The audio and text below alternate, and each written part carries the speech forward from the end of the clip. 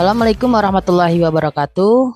Eh, Perkenalkan kami dari kelompok 8 yang beranggotakan Fadila Rahman, Reza Oktavia, lalu saya sendiri Handi Adani. Kali ini kelompok kami akan membahas mengenai bab 6 dan bab 7. Yang pertama, bab 6. Backhaul JPON untuk LTE atau LTE-A.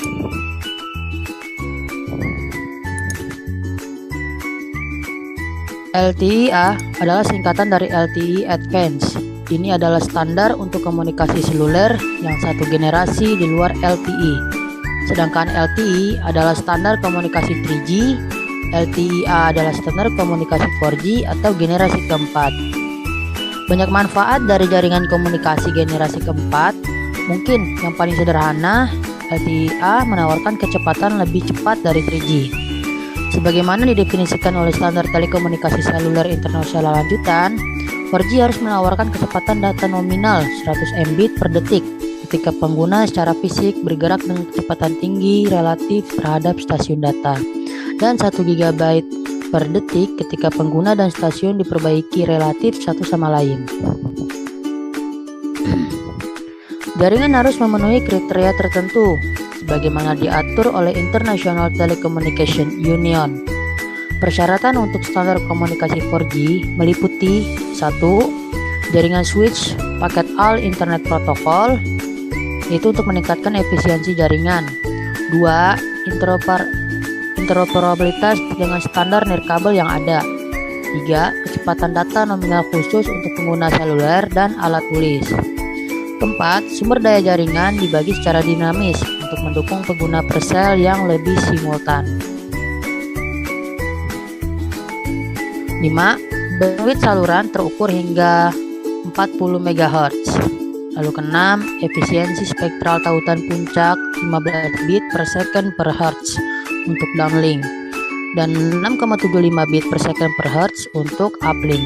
Lalu ke-7, konektivitas tanpa batas dengan serah terima lancar di seluruh jaringan. Lalu 8, roaming global dengan konektivitas universal. 9, layanan yang memadai untuk dukungan multimedia. Selanjutnya, JPON sebagai backhaul.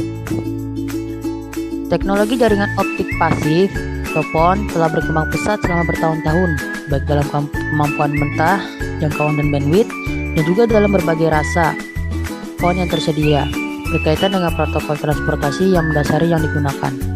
Salah satu daya tarik untuk menggunakan teknologi JPON dalam backhaul adalah kemampuan protokol enkapsulasi JPON atau JEM yang digunakan untuk mengangkut data dan lalu lintas waktu pembagian multiplex atau TDM secara bersamaan pada tautan yang sama dalam deterministik dan cara yang terkendali. Selanjutnya, transmisi layanan. Gerbang agregat yang terletak antara jaringan BSC, RNC, XGW, dan MPLS IP dapat digunakan untuk mengubah paket IP menjadi E1 atau STM1. Layanan lawas ditransmisikan dari CBU ke gateway agregasi menggunakan enkapsulasi pseudo wire emulation edge to edge atau PWE3. Keuntungan PWE3 meliputi 1. Didukung pada OLT dan CBU memberikan keandalan tinggi. Lalu ada 2 atau 3 koneksi E1 yang diproses oleh CBU yang tidak memengaruhi kapasitas pemrosesan CBU. OLT mendukung transmisi transparan paket PWE3 sehingga tidak ada slot layanan yang ditempati. Lalu baik layanan emulasi sirkuit atau CES dan PWE3 adalah teknologi yang matang yang didukung oleh standar industri. Selanjutnya, konektivitas ujung ke ujung melalui jaringan inti IP datar membuat manajemen jaringan lebih mudah. Selanjutnya, perlindungan layanan. Backhaul seluler membutuhkan keandalan kelas operator. Koneksi JPON untuk downlink dilindungi menggunakan perlindungan tipe B atau tipe C. Untuk uplink, OLT mendukung link aggregation group atau LAG dan perlindungan STM1. Lalu selanjutnya menggunakan pembagi 2 NZXA10 OLT mendukung peralihan proteksi tipe B GPON duplex yang didefinisikan oleh G984.1. Ini otomatis dan memaksa proteksi beralih. Dalam perlindungan tipe B, 2 port OLT dikonfigurasikan. Jumlah serat optik antara OLT dan splitter optik digandakan. Dan splitter memiliki 2 port input atau output di sisi OLT. Waktu switching kurang dari 50 millisecond. Dalam perlindungan tipe C, konfigurasi digandakan pada sisi OLT dan ONU. Karena itu, pemulihan di titik manapun dimungkinkan dengan beralih ke fasilitas siaga. Waktu switching kurang dari 50 millisecond. Bab 7. GPON sebagai backhaul 5G. 7.1 Kajian teknologi 5G. Dalam teknologi telekomunikasi seluler, teknologi 5G bukan merupakan standar yang merevolusi teknologi generasi sebelumnya. Standar-standar terkait teknologi 5G yang akan muncul nantinya akan mengubah beberapa regulasi telekomunikasi karena regulasi tersebut akan menjadi obsolete.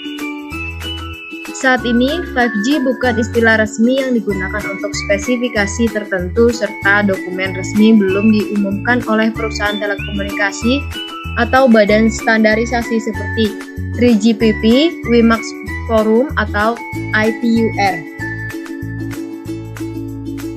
Sebuah mobile generasi baru telah muncul setiap 10 tahun karena sistem 1G pertama NMT diperkenalkan pada tahun 1981. 2G atau GSM, sistem yang mulai bergulir di tahun 1992. 3G, WCDMA atau FOMA yang muncul pada tahun 2001, dan standar 4G nyata memenuhi persyaratan IMT Advance yang diratifikasi pada tahun 2011.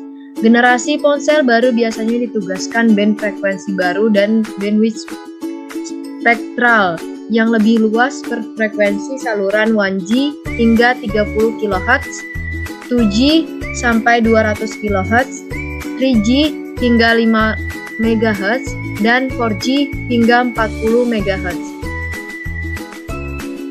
Dari sudut pandang pengguna, generasi ponsel sebelumnya telah tersirat peningkatan substansial dalam bitrate puncak, yaitu lapisan fisik bitrate bersih untuk jarak pendek komunikasi. Namun, tidak ada sumber menunjukkan puncak download 5G dan tingkat upload lebih dari 1 Gbps akan ditawarkan menurut definisi ITUR sistem 4G jika 5G muncul dan mencerminkan ini prognosis. Perbedaan utama dari sudut pandang pengguna antara teknik 4G dan 5G harus menjadi suatu yang lain dari throughput maksimum yang meningkat. Kebutuhan untuk mendukung ledakan lalu lintas data seluler merupakan pendorong utama munculnya teknologi 5G. Kecepatan data dapat diukur dengan beberapa cara yang berbeda, yaitu aggregate data rate atau area capacity, mengacu pada jumlah total data yang dapat dilayani oleh jaringan, dicirikan dalam bit per second per unit area. Konsensus umum adalah bahwa kuantitas ini perlu ditingkatkan kira-kira 100.000 kali dari 4G ke 5G.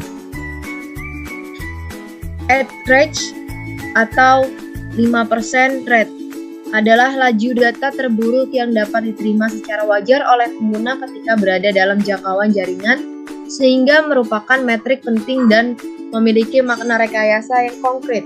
Sasaran untuk rentang nilai tepi 5G adalah dari 100 Mbps hingga 1 Gbps.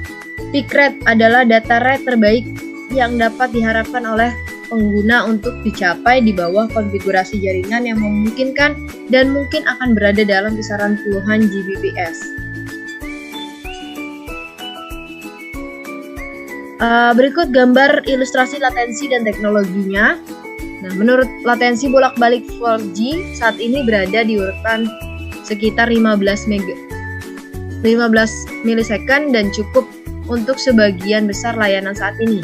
Namun dengan adanya beberapa aplikasi 5G yang diantisipasi seperti game dua arah, teknologi berbasis cloud yang baru yang mungkin akan diaktifkan secara touchscreen, dan virtual reality menyebabkan 5G mampu mendukung latensi bolak-balik sekitar 1 milisecond. Ketika beralih ke 5G, biaya dan konsumsi energi akan idealnya menurun, tetapi setidaknya tidak meningkat berdasarkan per link. Karena tarif data per link yang ditawarkan akan meningkat sekitar 100 kali, ini berarti bahwa joule per bit dan biaya per bit harus turun setidaknya 100 kali. 5G harus dapat mendukung perangkat-perangkat yang jauh lebih banyak dan lebih beragam secara efisien. Kemudian ada MIMO. MIMO sendiri sudah dipakai dalam teknologi 4G, di mana dalam setiap tahun stasiun pemancar atau penerima menggunakan antena lebih dari satu. Misalnya, konfigurasi MIMO 2x2 berarti di sisi pemancar dan penerima masing-masing memiliki 2 antena. Pada LTE A, konfigurasi MIMO paling banyak yakni 8 antena.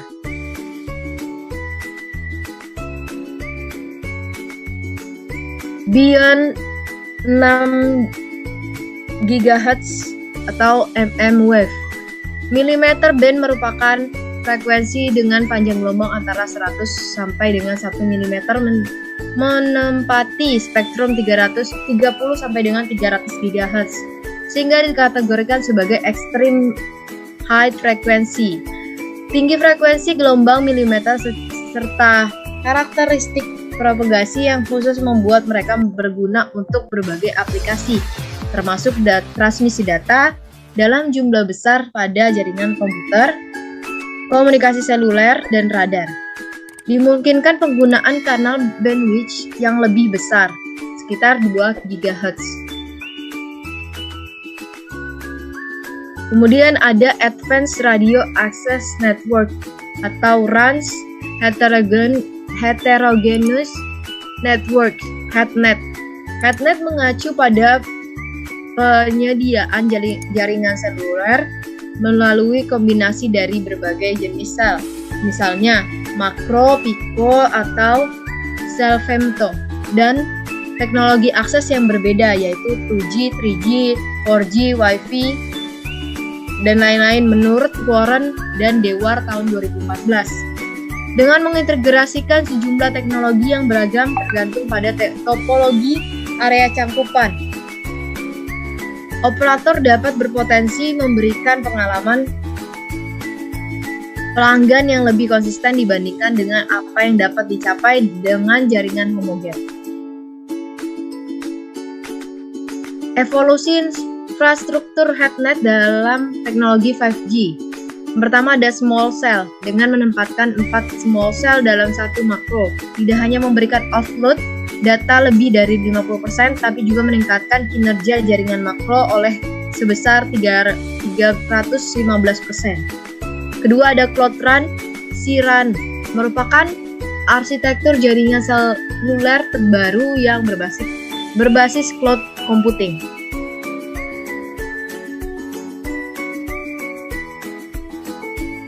Selanjutnya ada Software Defined Network, SDN. Teknologi Software Defined Radio SDR akan memberikan fleksibilitas, power, dan biaya yang efisien.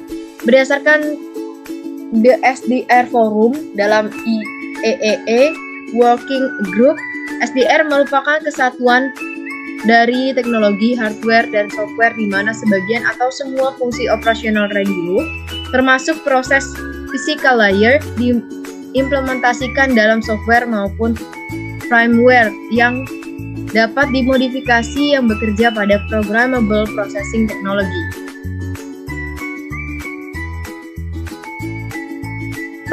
Cognitive Radio Network atau CRN.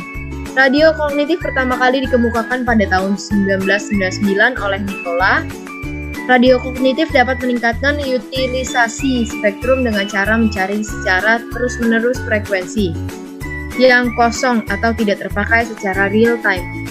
Dalam radio kognitif, hal yang diperhatikan adalah spektrum sensing, manajemen spektrum, dan handoff,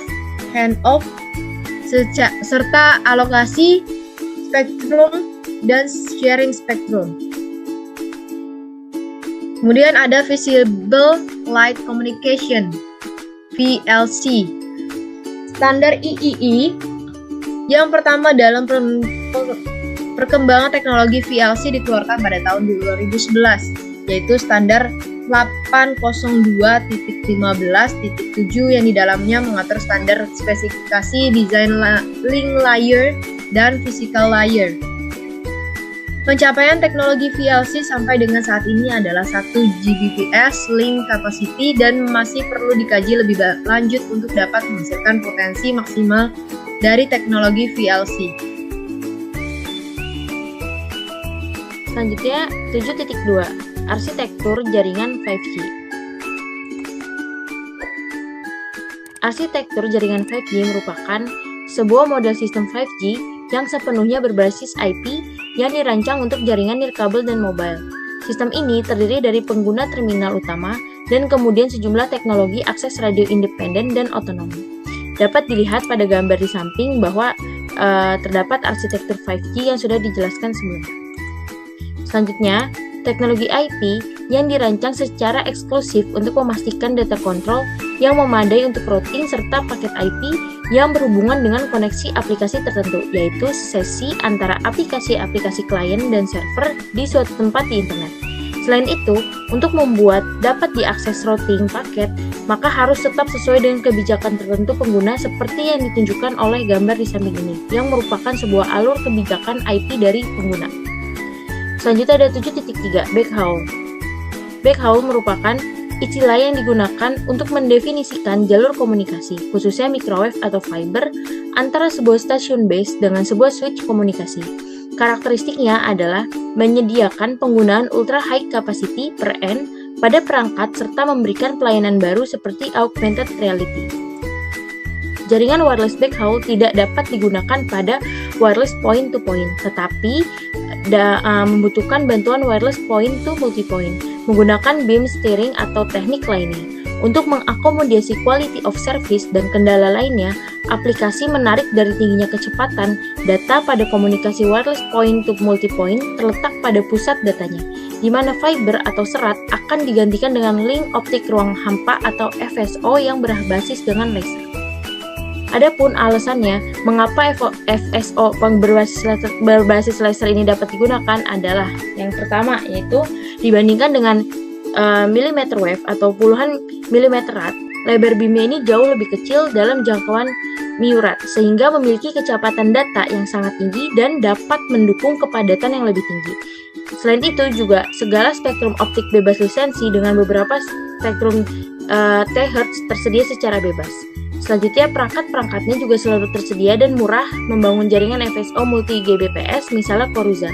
Komunikasi datanya juga dapat melebihi 100 km, serta kecepatannya ini dapat melampaui yaitu 80 Gbps. 7.4 Potensi teknologi 5G. Dari berbagai hal dapat diketahui ya bahwa 5G ini memiliki beberapa keuntungan-keuntungan atau beberapa target yang akan dicapai oleh teknologi 5G. Yang pertama yaitu 5G sendiri memiliki kecepatan yang sangat tinggi yaitu 1-10 Gbps. Selain itu, 5G juga memiliki kapasitas 1000 kali lebih tinggi dibandingkan dengan teknologi 5G. Dan 5G juga memiliki latensi yang rendah yaitu 1 milisecond. Selanjutnya memiliki konektivitas besar-besaran yang stabil dan melebihi 100 miliar koneksi, serta 5G juga memiliki cakupan yang luas dengan menggunakan jaringan heterogen dan biaya dan energi yang efisien. 7.5 Konfigurasi backhaul 5G. Pengontrol stasiun basis GSM atau BSC adalah pengontrol jaringan UMTS atau RNC yang sering ditempatkan bersama dan digunakan sebagai titik agregasi backhaul untuk link backhaul BTS, node B dan INB. INB terhubung langsung ke gateway layanan atau SGW untuk pengiriman data pengguna melalui satu, dan ke entitas manajemen mobilitas atau MME untuk transmisi data kontrol melalui interface S1C. Selain itu, interface antara A dan B yang disebut sebagai kali 2 sering diarahkan melalui titik agregasi sehingga dapat dilihat seperti gambar di samping yang merupakan konfigurasi dari backhaul 5G. Nah, selanjutnya backhaul jaringan seluler 5G ini yang terdiri dari fronthaul, midhaul, dan backhaul tradisional. Fronthaul ini mengacu pada link transportasi mil terakhir yang menghubungkan antara RRH ke jaringan, sedangkan midhaul adalah hubungan antara titik agregasi fronthaul dan jaringan backhaul. Tautan backhaul ini adalah tautan yang menghubungkan BBU ke jaringan. Grup dari semua tautan transportasi juga disebut sebagai jaringan backhaul. Sekian presentasi dari kelompok 8, kurang lebihnya mohon maaf. Wabillahi taufiq wal hidayah. Wassalamualaikum warahmatullahi wabarakatuh. Thank you for watching.